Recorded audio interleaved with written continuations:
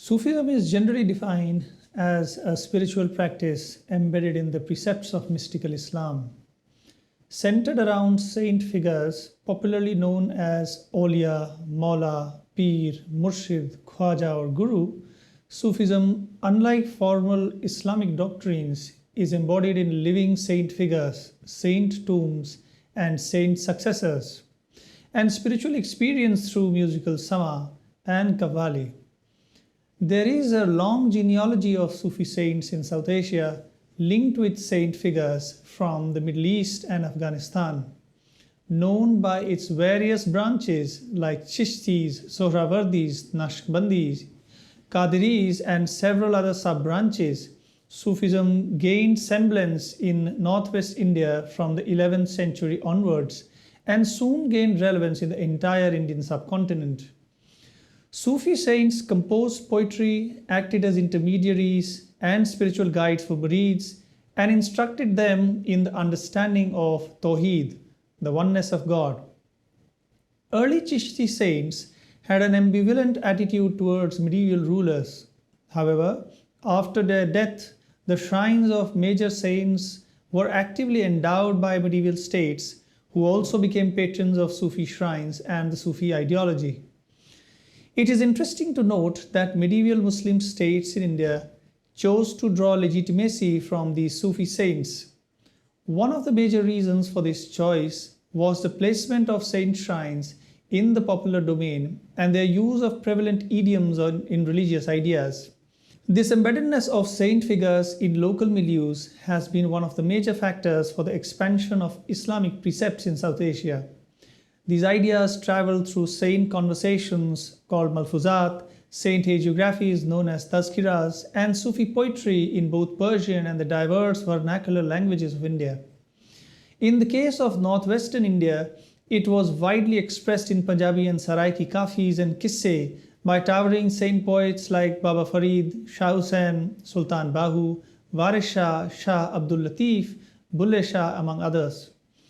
Living saints and their successors, Yadanashins, had a unique ability to communicate with a complex social spectrum of politics, religiosities, and identities in South Asia. Therefore, it suited medieval and modern states to seek legitimacy from these sacred spaces. Celebrations around the death anniversary of a Sufi saint, known as Urs, became pivotal in the spread of Sufi tenets among Muslims and non-Muslims. Their teachings were idealized and sometimes stood in contradistinction with the formal tenets of Islam. Like Bhakti ideology, Chishti saint poets mocked at formal ritualism of Islam and religious authority of the ulamas.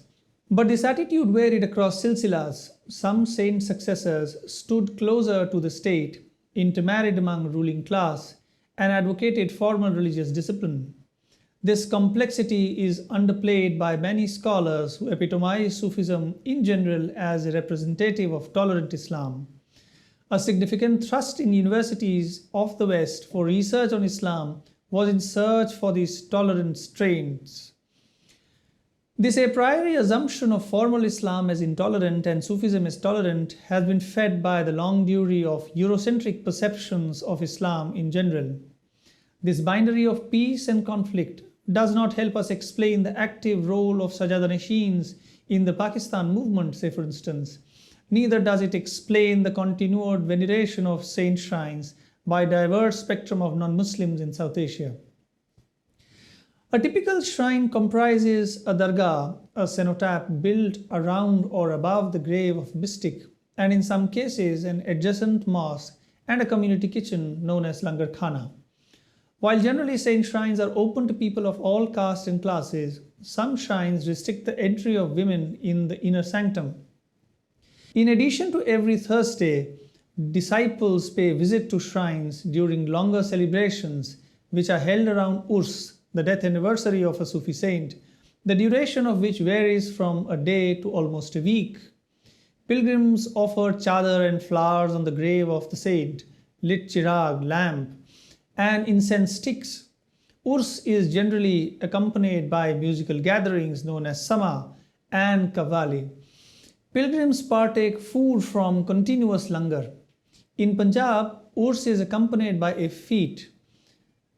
An occasion for enjoyment and celebration. In rural shrines, such occasions also attract folk musicians and performers who sing popular narratives from the lives of patron saints.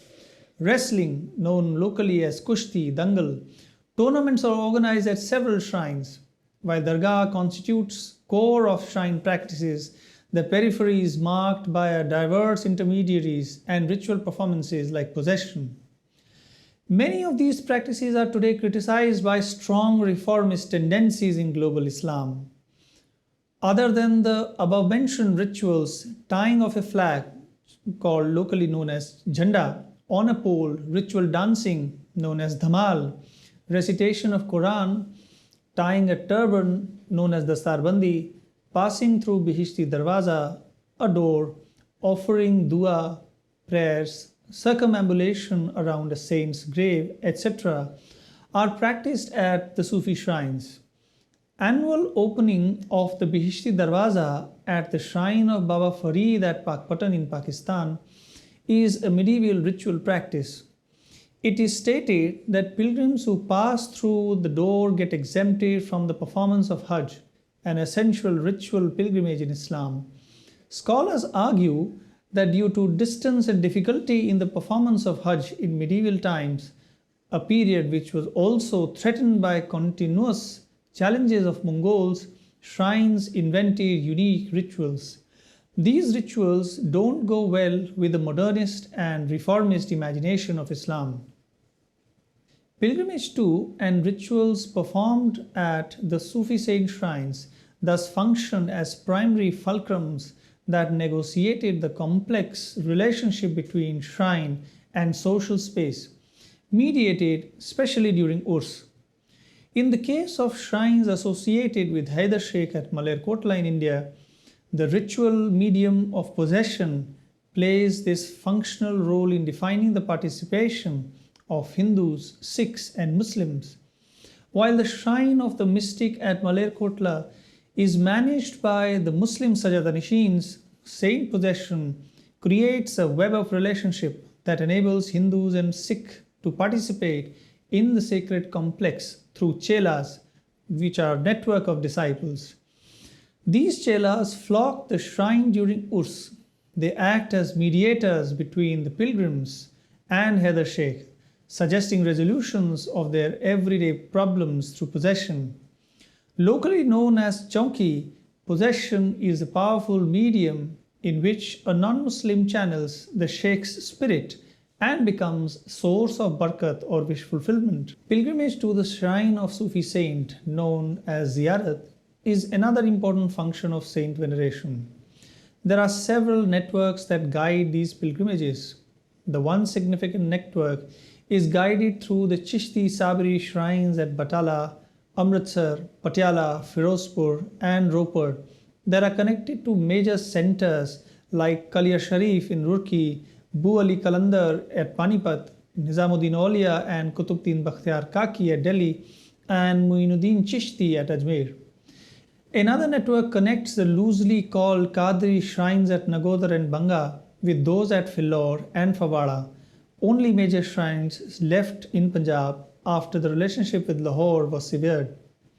A third network of pilgrimage connects pilgrims from all parts of Malwa to the Sohrawardi shrine of Sheikh Hyder, the only Indian shrine of this lineage in Punjab. Sheikh Hyder has a special significance for Hindus and Sikhs who come in large numbers during annual Urs and offer goats at the shrine, symbolically identified as a horse, locally known as Ghoda. Sheikh Hyder's status of being a Sufi and the founder ruler of the Malerkotla state bestows a special meaning to his position as a saint today. He is one of the earliest manifestations of a saint emperor, warrior, Sant Sipahi in the region, an epithet that is later used for several Sikh gurus. After his death in Malerkotla in 1508, he was buried in Malerkotla and his grave promptly became a shrine to his glory. The sixth ruler of the state, Saiful Mulk Bayezid Khan, who died in 1659, erected the first tomb over the grave of the shrine. which was deeply revered by the rulers of the state and ordinary people who still gather at the large fair held every year. In the past, on the occasion of accession to the throne or celebration of Eid, offerings of horses, robes, and money were made at the tombs on behalf of the state. The popularity of the shrine among non-Muslims is explained by a narrative around the Mughal Emperor Aurangzeb, who died in 1707, Guru Gobind Singh, who died in 1708, and Sher Muhammad Khan, who died in 1712. This was a period when the Mughal state sought to suppress the rising Marathas under Shivaji, as well as the sovereignty of Bijapur, Golconda, Ahmednagar, and Mewar. Sher Muhammad Khan was from Malerkotla, and he fought shoulder to shoulder with the Mughals against the ruler of Bihar and Rohilas of Badaun, and against the Sikhs who rallied under the 10th Guru Gobind Singh. After prolonged skirmishes, Mughal forces laid a siege at Anandpur, the stronghold of the Guru. The latter escaped but was chased by the troops of Malerkotla and Sirhind. In the meantime, the Guru's mother and his two younger sons were captured from their refuge in the village of Khedi and were imprisoned at Sirhind. Wazir Khan, the governor of Sirhind, offered to Sher Muhammad Khan to execute the sons of Guru Gobind Singh and avenge the death of his two brothers, who died fighting the Sikhs. Sher Muhammad Khan, however, refused to punish the innocent sons of the Guru. Undeterred, Wazir Khan issued an order to cement them alive in the wall of Sirhind. Sher Muhammad Khan protested and wrote a letter known as Lahadanara to Aurangzeb condemning his cruelty. Although the sons of Guru could not be saved, nor did Aurangzeb survive this incident for long, but the gesture of Sher Muhammad Khan was acknowledged and appreciated by the Guru, who declared that his roots will ever remain green. The Sikhs, Hindus, and Muslims always remember this act of benevolence, and that this gesture was made possible by the blessing of Haider Sheikh, the patron Sufi mystic of Malerkotla. Later, Sher Muhammad Khan avoided providing any active assistance to the Mughals against the Sikhs. When Guru Gobind Singh's disciple Banda Bahadur avenged the persecution of former son by devastating Sirhind, he didn't attack Malerkotla. It is this popular narrative that epitomizes the popular veneration of Haider Sheikh.